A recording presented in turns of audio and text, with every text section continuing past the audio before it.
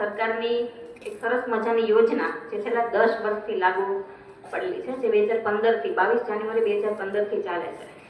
એ યોજના શરૂ કરવા પાછળનો હેતુ બાળકીઓમાં જે શિક્ષણનું સ્તર ઓછું હતું એ બાબતે, પ્લસ બાળકીઓનો જન્મદર જે પુરુષોના પ્રમાણમાં ઓછો છે એમને વધારવા માટે એમના ઘણા બધા આ બાબતના ઉદ્દેશો છે, જે બેટી બચાવો બેટી પઢાઓ યોજના અંતર્ગત ચાલે છે. બરાબર.